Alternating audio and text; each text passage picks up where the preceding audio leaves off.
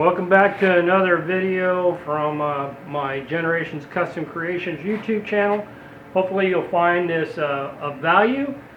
Today what we're going to talk about is a tiling toolpath. The first part of this video will actually be software related. I'm going to go through and discuss how I set up the tiling toolpath inside the software, and then we'll switch and we'll move into the actual setting up of the Laguna IQ, which is a 3-foot CNC, and we'll be cutting a 6-foot sign. In this project video we're going to demonstrate how to use the tiling toolpath. I've demonstrated that in previous videos, but since I was working on this project, thought I would do one more example of a project with a tiling toolpath made simple and easy. Seems like some people are a little intimidated by cutting signs and other things longer than their CNC bed. I have a Laguna IQ, if you followed my channel before. The bed size is 2 foot by 3 foot, but it doesn't stop me from cutting signs up to 8 or 10 feet I've cut in the past. And this one's a nice quick little project. Let me show you how I set this up. I'm not going to go through all the process of creating this file, because that's not the focus of this video. I've already set up toolpaths previously. I will show you what those look like over here, and we'll see how everything shapes up. So let's go through the process. So the first thing, I normally set up my toolpaths before I turn on the tiling toolpath. So that's one of my practice. You don't have to, but for me, I like doing that. So the first thing I decided I wanted to carve was the text, which included these numbers and this name up here. And so I'm going to use a vCarve toolpath for that. And start depth of 0, a flat depth of 0.125 typically is what I use. Sometimes on signs I'll only go 0.1 or 0.12, but I'll go ahead and go 0.125. Actually what I'll do is I'm going to go 0.12 at this time, and if I need to go deeper after I look at how things carve, I'll do that, but I think that's probably going to be deep enough. And so I'm going to use a 90-degree V-bit. This one happens to be one from RIP Precision Tools. I don't need any clearance tools because they won't actually fit into any of these narrower areas. It's not going to add any value. So I'm just going to go with the 90-degree V-bit. It's a simple sign. I do not need to project a toolpath onto the 3D model. You can see here what I did was closed vectors associated with toolpath and then the name and the text. I do a second check by looking to see everything that is highlighted here. And so it looks like all the right stuff. I'm going to go ahead and put name, text. I'm going to calculate that. Let's preview what that's supposed to look like. So that's what the numbers and the text are going to look like. So the other toolpath that I set up was the actual inch marks, and you'll notice what I did was I used a profile toolpath in this case versus a vCarve, because I'm using open-ended vectors. Those inch marks are just lines that I drew out, and again I don't need that to go down to 0.125. We'll just go to 0.12. And we're going to use that same 90-degree V-bit that we did before. And I'm going to actually make that V-bit go right on the line. So that way the deep part of the V-bit will be exactly marked on each inch. I don't need a separate pass. I'm not going through. I don't need to do any of that. Again, we don't need to project the toolpath onto the model. I'm going to use the open vectors because that's what the inch marks are. I selected inch marks, I hit close, and I hit calculate, and now I preview that visible toolpath.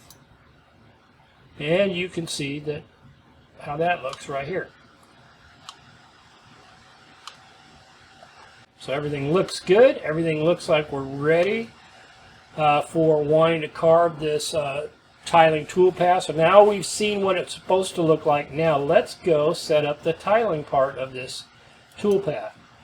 I go over here to the tile toolpath, and look, it tells me I've got a problem because you can only use the XY origin set to the bottom left corner. Now what I did when I set this up was I actually had it set up using, let's go back over here for a second, the center. So we can go there, or I can go up here, and you can see I set up the tool using center. So I need to change that down to the bottom left corner. I'm going to Z off the material surface. Everything looks good. Hit OK, and it says changing of these settings means that all toolpaths must be recalculated to ensure correct results, and I'm going to hit yes. I want to recalculate them. Hit OK. Come over here to the preview. I'm going to hit reset preview, and I'm going to preview all toolpaths. Everything still looks good. Hit close. And now I'm going to go over here to the tiling toolpath. Now, when I open the tile toolpath, it says select my tiles, and I'm going to feed through in the Y direction. It could have said individual tiles. In this case, it defaulted to feed through Y, so that's what I would do anyway. My height of my overall board right now here is 72 inches. That's why it defaults to that. What I want to do is cut that in half, so I'm going to put 36 inches at this time, and I'm going to say update the tiles. And I want to go to the 2D toolpath so I can see it better. And as you can see, if I close up here, it's going to be right on the 36-inch mark here. So that's exactly where I want to be. Actually, it looks like I want to move the inch mark up slightly according to how this thing is tiling. So you let me do a real quick move here. I don't want to move this text, so I'm holding down the shift key and deselecting this part here. And I'm going to go ahead and move. I want to get to the 36-inch mark because I know that's where it's tiling to. So I'm going to move that up so that that line and the 36-inch mark are exactly on top of each other. That will give us the most accurate tiling. Here we are. So now we know that's right at 36 inches. Click off, and that will also match where we want to tile, so keep that in mind as I mention this later. When I go to lay out the board at the IQ CNC, I'll put a little mark at 36 inches, and this mark will be carved in at 36 inches, so it will work out just right. So we got 36 inches, everything is good. Let's now take a look at how our tiling toolpath, and I want to recalculate over here because I moved those marks. So I've recalculated everything, and we're going to first preview tile 1. Hit reset, preview visible. And so for the first tile when we get done, that's what it's going to look like. Now, let's go to tile 2. We will remark our toolpaths. We're going to hit preview visible toolpaths or preview all, either one.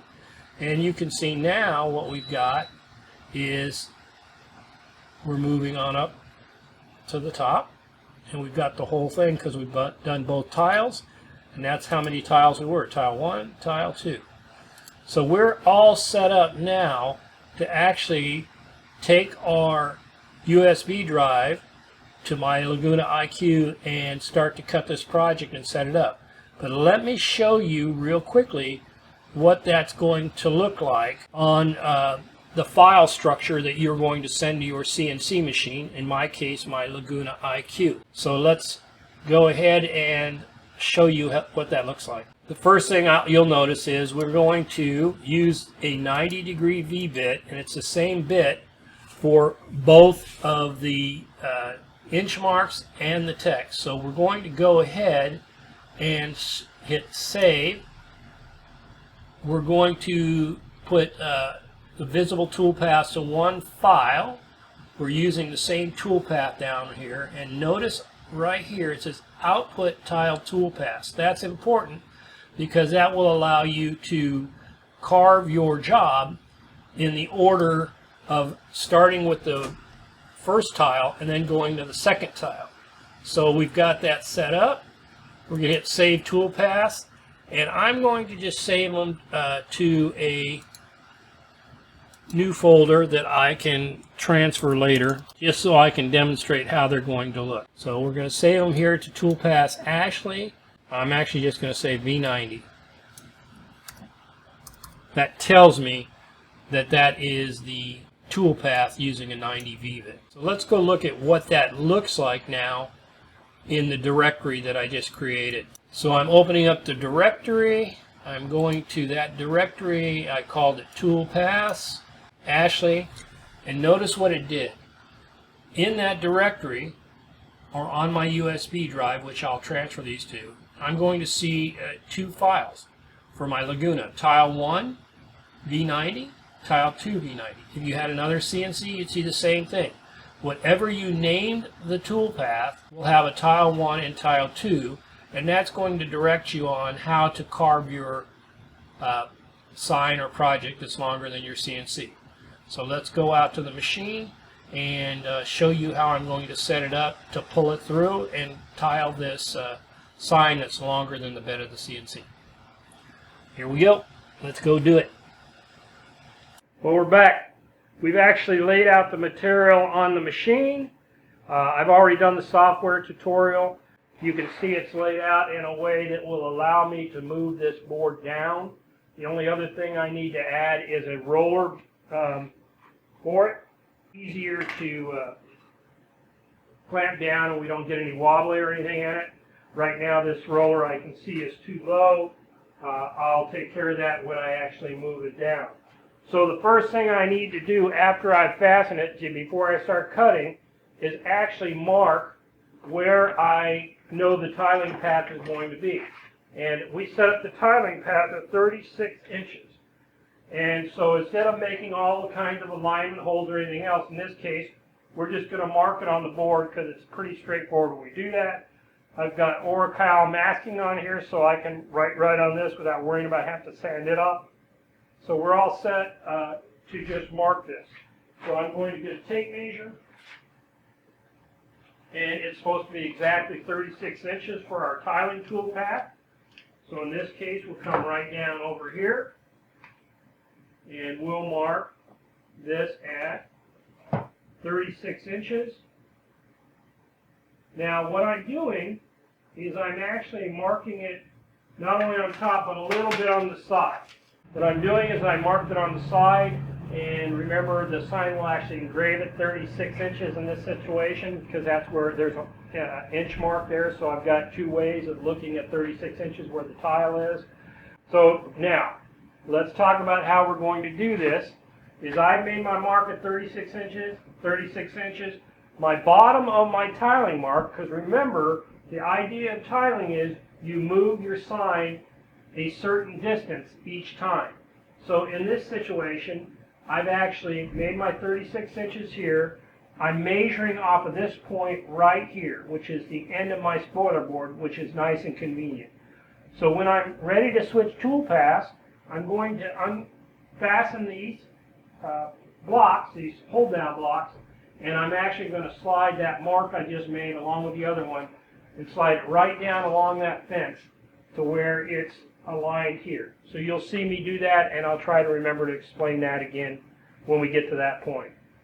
So here we are, we're ready to carve, and what I've done in the interim, I already explained how I set this material up. I've Z'd the bit down on the top surface of this material, and we're getting ready to carve. I'm going to leave the dust shoe off for filming purposes.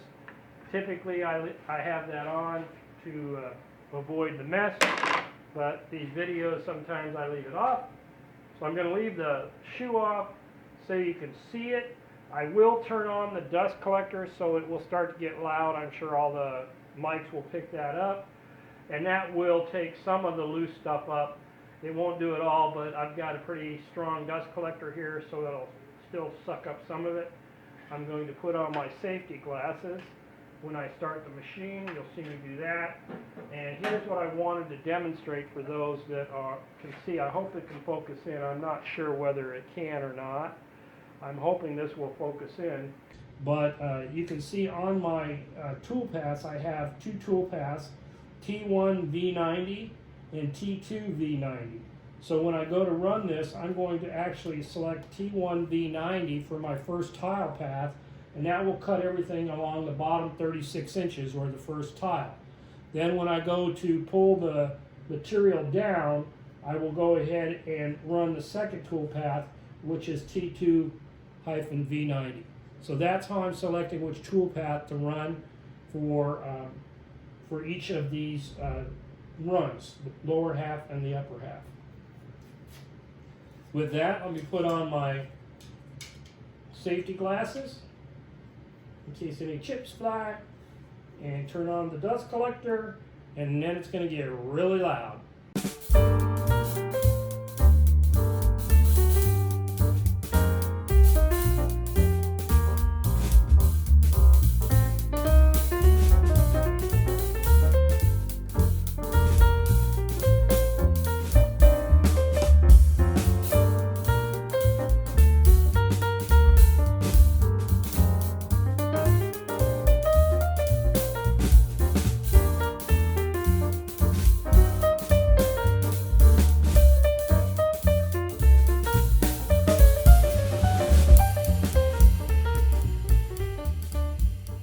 So we've cut our first tile now we're getting ready to cut the second tile.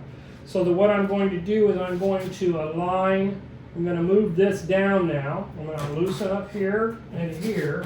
Remember, our first tile was 36 inches, and then our second tile is actually going to be the top 36 inches. I'm using, this is my reference point. Remember, I put a scribe mark down here to begin with. And now, as you see, I just slide it down, and because the toolpath was calculated out properly, this will be where I go for my second 36 inches. So I'm going to go ahead and slide it right down to where it's lined up perfectly on this edge here. And once everything's lined up perfectly right here on the edge, this is where people use the aligner dowels, because that would make sure it's actually perfect, because it would have holes to stick in. But this job isn't that critical, so I can use the scribe marks just fine. And then we'll tighten down these, try to tighten kind of even. We'll tighten this down here. Well, before I tighten that, let me make sure that it didn't move. Alright, so it looks like it's scribed, looks like everything's set right there. If this is off just the slightest 1/16 of an inch or something, it's not going to make that big of a deal for what this is used for. Now, some of you may have noticed that I said it's 36 inches. This is a measuring stick, and the scribe is at basically 36 inches, 3 feet, plus another 6 inches. 1, 2, 3, 4, 5, 6. What's going on? Well, I may not have explained that previously, so I want to explain it right now, since I don't get a bunch of comments. Actually, this stick is made to sit 6 inches off the ground. So this board is not measuring from 0 inches, it's measuring from 6 inches, so 36 inches is actually going to be to this point right here, not on this 3-foot mark. Hopefully that's clear to everybody. As you can see, I aligned on the edge here, and this black mark on the edge right here, and we're set up for the second shot. Okay, I noticed that I didn't put my wheel up here to kind of help support this. I want to do that right at this time, not that it's that critical, but I like just a little extra support while this thing is cutting. So I moved my wheel down, and I don't know whether you can see it on camera, but I have a roller wheel supporting the end of this material. Now it's time to go ahead and line up the machine. We're going to come over here, hit run pause, hit enter, and remember I had 2 toolpaths, tile 1 and tile 2. I'm going to go to tile 2 now, and I'll be ready to start the machine.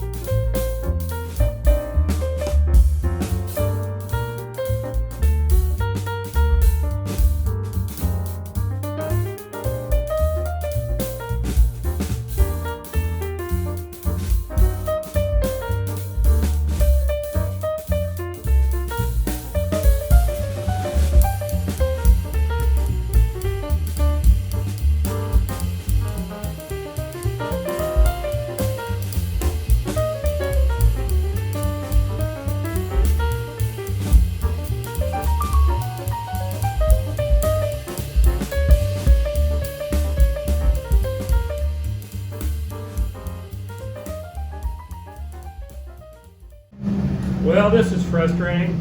This is a gotcha. Let me explain what just happened. I noticed that the machine was going kind of, didn't look like it was going kind of deep, so I looked real quick and I stopped it. And I may have to recut this, we'll see. But remember what I said about that roller holding the machine. One of the things I didn't check real close was this sign being all the way down, and I noticed that it's tipped up here. So it's not sitting flush, so the bit is going deeper, and we will fix that and see what it looks like. And if it doesn't work out right, I'm going to have to flip this over and start again. And that's the challenge with pulling it off the machine that you need to be aware of. So I did tighten that down all the way. So making sure everything's aligned. When I tighten this, I did make sure that was pushed down. We'll end up seeing what it looks like when I'm done tightening it here. And that's because when I originally put this up, notice I didn't put that roller all the way up like I wanted. So there was an end result. So we'll start again. Pull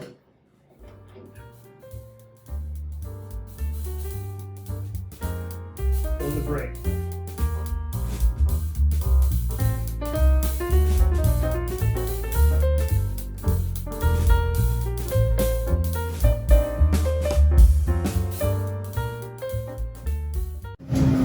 We have the final carving. Now we'll clean it up a little bit. I'll take it out and paint it and put the black paint and see how it looks. Again, these couple letters, numbers are a little deeper, but other than that, I think everything's fine. We'll see how they look once we get them painted up.